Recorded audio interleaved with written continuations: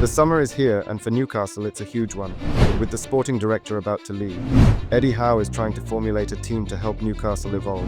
So today we'll get an update on Liam Delap's potential move to Newcastle, find out about Newcastle's two main priorities, reveal Newcastle's genius transfer plan, and reveal the latest on Isak's injury. As per, join us as we'll break it all down. Let's go! So as Paul Mitchell's time at Newcastle United is coming to an early end, less than a year after stepping through the doors at St James's Park, the club confirmed on Wednesday that Mitchell will leave his role as sporting director at the end of June.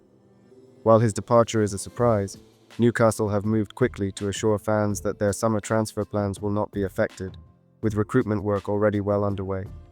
Now, attention turns to what comes next, and according to Mark Douglas of The Eye, the Magpies are already assessing options for Mitchell's successor and are also close to securing a new CEO following Darren Eales's decision to step away. Douglas's report highlights two names in the frame to take over from Mitchell, and one of them might raise a few eyebrows: Demba Ba. The former Toon striker has carved out an impressive post-playing career, most recently helping guide Ligue 2 side Dunkerque in an off-field leadership role.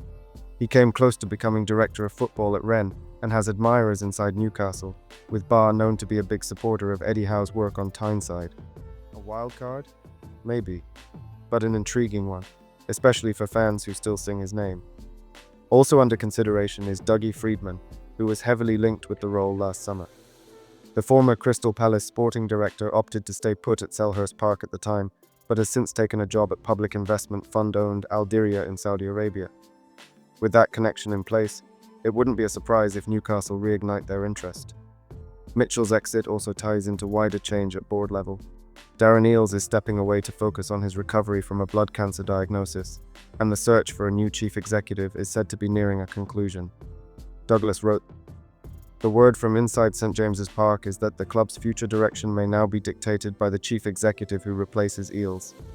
That appointment is understood to be imminent, with several high-profile names in the mix.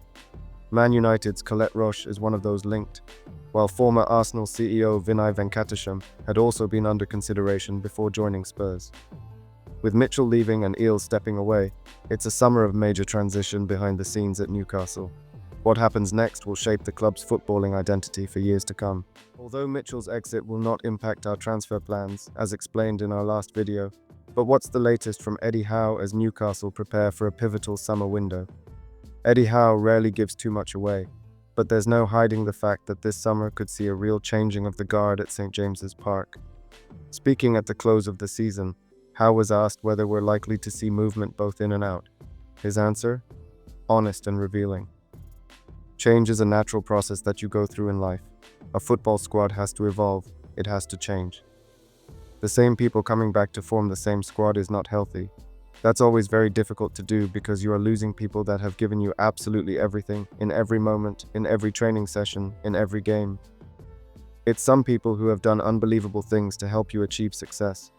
But sometimes the best thing for you and for them is for you to part ways. It's the clearest sign yet that Newcastle will say goodbye to some familiar faces, including potentially Callum Wilson, whose future remains uncertain. But Howe insists this evolution is about taking the club to the next level. Expect smart strategic moves, not sentimental decisions. While Newcastle's financial position has improved slightly under profit and sustainability rules, Howe made one thing crystal clear. We won't be joining the race for £80 million plus ready-made superstars anytime soon. As much as we would want, and it's much easier for me to bring in a ready-made world-class player, I don't think we have done that since I came here because we haven't been able to financially, Howe said. We are not in the position of the other clubs. We have brought them in, and we make them that. I don't envisage that changing because of the profitability and sustainability rules restraints on us. It's a philosophy that's already paid off handsomely. Think Bruno, Tonali, Isak, Botman, Gordon, Hall, Livramento players brought in under £60 million with huge upside. Not many Premier League sides have been better at this type of business than Newcastle since the takeover. That approach won't change this summer. Forget £100 million splurges. We're shopping smart, not flashy. With the exit of Paul Mitchell imminent, Wilson's future hanging in the balance, and a summer clear-out on the cards, it feels like the second era of Howe's Newcastle is about to begin. There may be departures we don't like, but the goal is clear. Build a team ready to compete, not just in England, but across Europe. With that said, however, There has been a massive development as Newcastle United are set to miss out on top striker target Liam Delap, with the 22-year-old now set to join Chelsea in a £30 million move from relegated Ipswich Town. The Magpies had held positive talks with Delap and his representatives in recent weeks, and there was quiet confidence that they could not only match rival bids financially, but also sell the long-term project under Eddie Howe. However, the young striker has now made the call, and it's not the one Newcastle fans were hoping for. Despite meeting with officials from several Premier League clubs, including Manchester United, Everton and Newcastle, sources at GiveMeSport and the Northern Echo have confirmed that Delap has opted for Chelsea, where he's expected to finalise terms before heading off to the under-21 Euros this summer. The £30 million release clause in his Ipswich contract made him an attractive option, and with 12 Premier League goals last season, there's no doubt the interest was justified. But in the end, a few key factors swung it. One of them, familiarity. Chelsea boss Enzo Maresca worked with Delap at Manchester City, and that existing relationship looks to have played a major part. Another key reason? European football. And not just playing in it, but starting in it. While Newcastle could offer Champions League football, they couldn't guarantee minutes.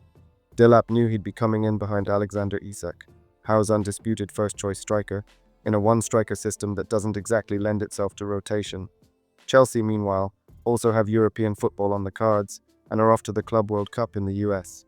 But their main man, Nicholas Jackson, had a patchy first season and didn't exactly make himself undroppable. Delap sees a clearer path to regular starts at Stamford Bridge, which he believes will strengthen his push to make England's 2026 World Cup squad. So what now for Newcastle? With Callum Wilson expected to leave when his contract expires, though a pay-as-you-play deal hasn't been ruled out, the club are still in the market for a striker. That said, it's not the top priority this summer. A new goalkeeper, centre-half, and right-sided attacker are seen as more pressing needs by the recruitment team. Still, missing out on Delap will sting, especially with the price and profile ticking so many boxes. Wilson, meanwhile, looks set to move on. His farewell message after the final day defeat to Everton suggested he's played his last game for the club, with interest from Everton, Leeds and clubs in the Middle East starting to build. Still, the fact that Newcastle had done all the groundwork, with only Delap left to agree, shows the club is making serious moves. It's just unfortunate that Newcastle may have been too big a step for Delap, as he couldn't be guaranteed a starting place.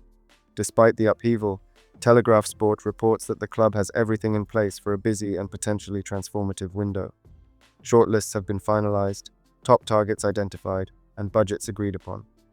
According to one well-placed source, the club is good to go, with the recruitment groundwork already completed. The only thing left now is to push the button and get deals over the line. Mitchell, who arrived less than a year ago and is yet to make a first-team signing, is determined to leave his mark before he departs. He remains heavily involved in the process and is keen to land at least one significant signing in the coming weeks. According to the Telegraph, the situation is being handled with a business-as-usual approach internally, with no signs of panic despite this being the second sporting director exit in just 18 months. The recruitment operation, led by Mitchell alongside Eddie Howe, Andy Howe, and head of recruitment Steve Nixon, remains cohesive and focused. According to the Telegraph, two names top the list of summer targets: Crystal Palace centre-back Marc Guehi and Brentford winger Bryan Mbeumo. Guehi has long been admired by Newcastle and was the subject of interest last summer. While Palace will be tough negotiators, particularly after qualifying for Europe via their FA Cup triumph, Guehi is entering the final year of his contract, and Newcastle believe they can strike a deal below the £65 million figure previously quoted. Mbeumo, meanwhile, has been on Newcastle's radar for some time and is viewed as a key addition on the right wing. Manchester United are also interested, but with their attention currently elsewhere in completing the Cunha deal, Newcastle hope to move quickly and secure the Cameroon international for a fee between £50 million and £60 million. Those two positions, a new right-sided attacker and a centre-half, have been long-standing priorities on Tyne's side, and there's a sense that securing those deals early could shape the rest of the window. The Telegraph reports that additional areas Newcastle want to strengthen include goalkeeper, centre-forward, and potentially central midfield, depending on outgoings. Sean Longstaff is widely expected to leave the club this summer, and if that materializes, a replacement in midfield will be sought. One concern behind the scenes is who will negotiate these deals once Mitchell is gone, and with former co-owner Amanda Staveley also having departed. Eddie Howe's role in recruitment continues to grow, but he is pushing for a new sporting director to be appointed swiftly. While there's no indication of a power struggle between Howe and Mitchell, the manager recognizes the importance of having a figure in place to execute the club's ambitious plans. Mitchell's ability to make a signing before he leaves could help ease the transition and maintain momentum heading into a vital summer. Time is of the essence. With the Premier League's summer transfer window opening early this year, from June 1st to June 10th to accommodate the Club World Cup, Newcastle are keen to act fast. The market then reopens on June 16th and runs until September 1st. With Champions League football back on the agenda next season, the club is looking to strengthen decisively and early. The plan is set, the targets are clear, and the recruitment team is aligned. All that remains now is execution.